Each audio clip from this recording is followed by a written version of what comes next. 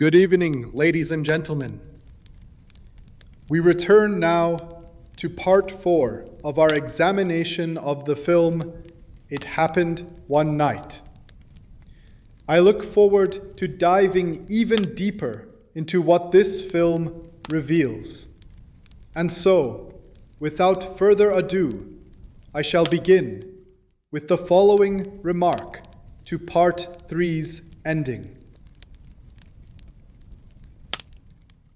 The quiet truth of cinema, laid bare with disarming precision, it reveals not merely the contours of what was, but sketches, often with aching clarity, what we wish had been. Film is not history, though it borrows its costumes. It is not memory, though it mimics its flickering texture. It is, more often than not, aspiration. A dream whispered in light and shadow. The world as it was, filtered through the lens of longing.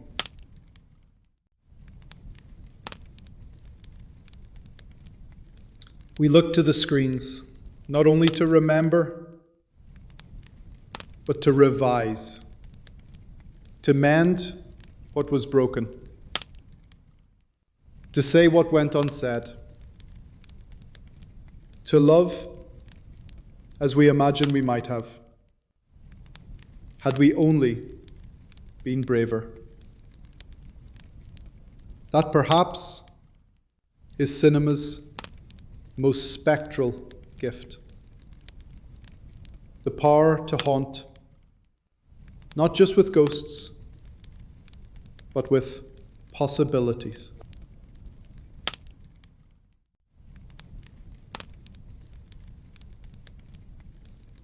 Why do we no longer conduct ourselves as they once did, with restraint, with dignity, with an inner life too proud for public display?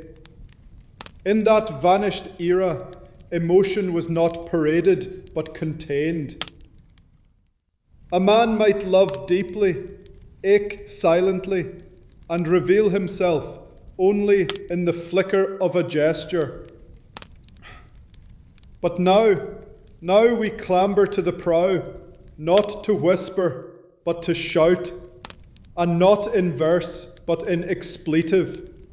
What once was inward has become outward. What once was artful has become amplified. We trade nuance for noise, intimacy for spectacle. And perhaps this too is the nature of time, that each age must speak its own dialect, and each generation must choose whether to remember or forget the music of quiet things. Still, one cannot help but feel the loss.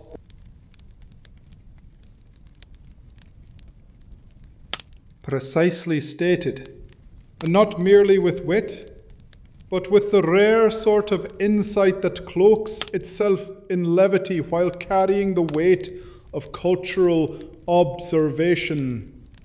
We find ourselves now in an age where expression has become the cardinal virtue, where self-restraint, once a badge of decorum and dignity, is often misread as repression, or worse, inauthenticity. Gone is the metaphorical blanket strung between twin beds in a roadside inn. In its place, the full illumination of our most private moments, live-streamed, captioned, and shared.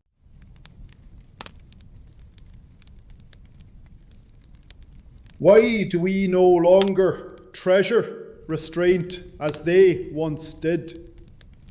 Because every age expresses its ideals through its behaviour, and behaviour, as ever, is a mirror turned inward. Ours is an age enamoured of authenticity over elegance, volume over suggestion, and exposure over mystery. In contrast, the early decades of the 20th century, the 1910s, the 1930s, revered the quiet virtues. Restraint was not a failure of expression, it was a refinement of it. Poise was a kind of power, silence was a form of eloquence, and romance, above all, was most potent when least performed. That, you see, is why Peter Warren's modest, barely visible spit resonates so deeply. It is not merely an act, it is a signal, freighted with everything unsaid. Its meaning lingers because it is not shouted. But we, citizens of a noisier century, are not so inclined. We speak loudly, love loudly, grieve and celebrate in full public view. We do not hang the sheet between the beds. We dismantle the room, name each feeling aloud, and let the world bear witness.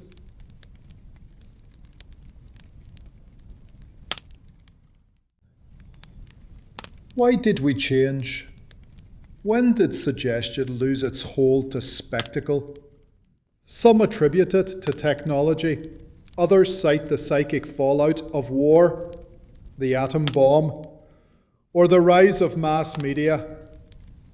Some speak of capitalism, others of trauma.